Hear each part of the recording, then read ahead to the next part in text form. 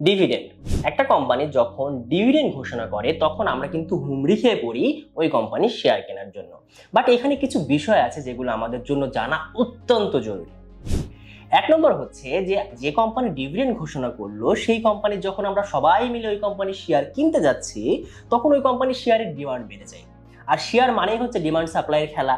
এখানে যদি ডিমান্ড বেড়ে যায় তাহলে শেয়ারের কিন্তু প্রাইসও বেড়ে যাচ্ছে।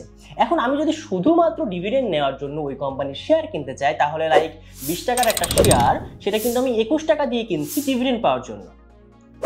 লাইক আমি 1 লাখ টাকা আমার কাছে আছে, 1 লাখ টাকায় যদি আমি শেয়ার কিনি, 20 টাকা দরে মনে করেন শেয়ার কিনছি, তাহলে দেখা যাচ্ছে যে আমি শেয়ারটা 5000 শেয়ার পাচ্ছি।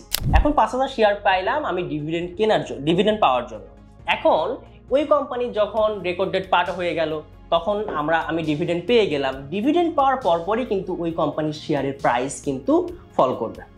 কি জন্য ফল করবে? এখানে কিছু বিষয় আছে। এক নম্বর হচ্ছে আমরা সবাই কিন্তু ওই যে ডিভিডেন্ডের যে রেকর্ড ডেট আছে ওই রেকর্ড ডেটের পরেই কিন্তু সবাই আবার সেল করে দিচ্ছি, কারণ আমরা সবাই জানি যে ডিভিডেন্ডের রেকর্ড ডেটের পরে যদি আমি সেল করে দিই শেয়ারগুলো তবুও কিন্তু আমি ডিভিডেন্ডটা পাবো। সেই জন্য সবাই যখন সেল করে দিবে তখন আবার ওই যে ডিমান্ডের এখন লো ডিমান্ডের কারণে কিন্তু ওই শেয়ারের প্রাইসটা আবার ফল করবে।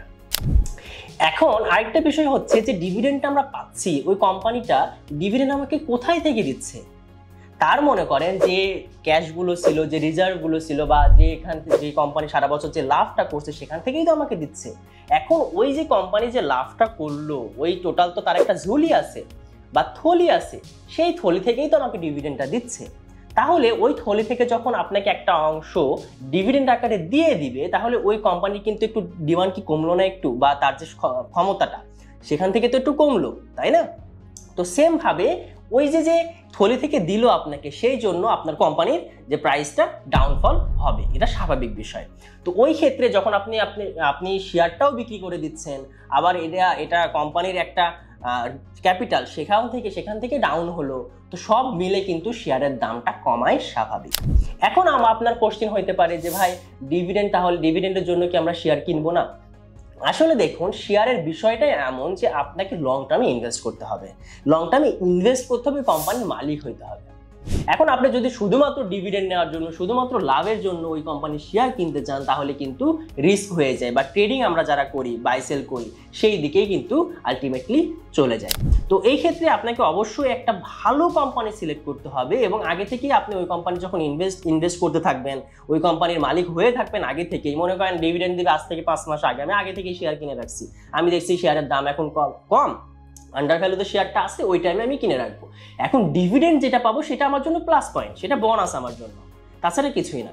এখন আগে থেকে যখন কিনে রাখবো তখন যখন যে টাইমে শেয়ারের দাম বাড়বে কখন? যখন রেকর্ড ডেট ঘোষণা করবে, মানে ডিভিডেন্ড ঘোষণা করবে, তখন কিন্তু সবাই কিনতে থাকবে। তো আমি ওই টাইমেও বিক্রি করে দিতে পারি, এটাও কিন্তু একটা টেকনিক, যে সবাই যখন কিনতে থাকবে ওই কোম্পানির শেয়ার তখন ডিমান্ড বেড়ে যাবে। এখন মূল বিষয় হলো আপনাকে ক্যালকুলেট করতে হবে। মনে করুন আপনি 1 লাখ টাকা দিয়ে আপনি 5000 শেয়ার কিনলেন 20 টাকা দরে, তো আপনাকে এখন দেখতে হবে যে আমি ডিভিডেন্ড কি 2 টাকা করে পাচ্ছি কিনা শেয়ার প্রতি। তাহলে কি হবে? 5000 শেয়ারে আমি 10,000 টাকা ডিভিডেন্ড পাবো। আমার 1 টাকা যদি বেশি দিয়েও কেনা লাগে, আমি যদি 5000 টাকা মনে করেন আমার লস হয়, 5000 শেয়ারে যদি 1 টাকা বেশি দিয়ে কেনা যায়, আমি 10,000 টাকা যদি ডিভিডেন্ড পাই তাহলে কিন্তু আমার 5000 টাকা কিন্তু তাও ক্যাশ থাকছে বা আমার লাভ থাকছে। এখন এমন যদি হয় আপনি 1 টাকা দর বেশি দিয়ে আপনি শেয়ারটা কিনলেন, ডিভিডেন্ড পাইলেন মনে করেন 10,000, আবার 1 টাকা বা 2 টাকা ডাউন ফলে বিক্রি করতে হলো আপনাকে, তাহলে কিন্তু অ্যাভারেজে সমান হয়ে গেল। অনেক সময় কিন্তু লসেরও ভাগিদার হইতে হয় এভাবে যদি আপনি শেয়ার কিনেন। তো ডিভিডেন্ডের বিষয়টা এভাবে ভালোভাবে মাথায় নিয়ে কিন্তু আপনাকে শেয়ার কিনতে হবে। আরেকটা বিষয় হচ্ছে, একটা ভালো কোম্পানি যখন আপনি কিনবেন, যদি ডিভিডেন্ড পাবেনই, তো আপনি বোনাস তো পাবেনই, পাওয়ার পর যদি শেয়ারের দাম কমেও যায় তখন প্রয়োজনে আপনি আর একটু ধরে কিনবেন, কারণ আপনার তো এই কোম্পানির শেয়ার বিক্রি করে দেওয়ার ইচ্ছা নেই। তখন আপনি কমে শেয়ার পাবেন, তখন আপনার প্রয়োজন আবার একটু কিছু কিনে রাখবেন। দেখুন, একটা ভালো কোম্পানির শেয়ার যখন আমরা কিনে রাখি তখন ওই কোম্পানির শেয়ারের দাম যদি পড়েও যায় তবে কিন্তু আবার কিছুদিন পর দেখবেন ঘুরে ওই যে প্রাইস ছিল সেই প্রাইসের কাছেই চলে যাবে। আপনারা দেখছেন স্কয়ার ফার্মার শেয়ারের দাম কিছুদিন আগে 200 টাকায় নেমে আসছিল, 200 টাকারও কিছু কমে চলে আসছিল, বাট এখন কিন্তু আজকে কিন্তু 215 টাকা, 16 টাকা হয়ে গেছে, 16 টাকা প্লাস হয়ে গেছে। তো ভালো কোম্পানির শেয়ার যদি আপনি কিনে রাখেন তাহলে যখন ডাউনফল হবে তখন আপনার জন্য বেটার, আপনার আনন্দ হবে যে আরেকটু পড়লেই আমি আরেকটু কিনবো। ঠিক আছে? তো এই বিষয়গুলো ভালোভাবে মাথায় রেখে আপনাকে শেয়ার মার্কেটে আসতে হবে। তো আল্লাহ হাফেজ।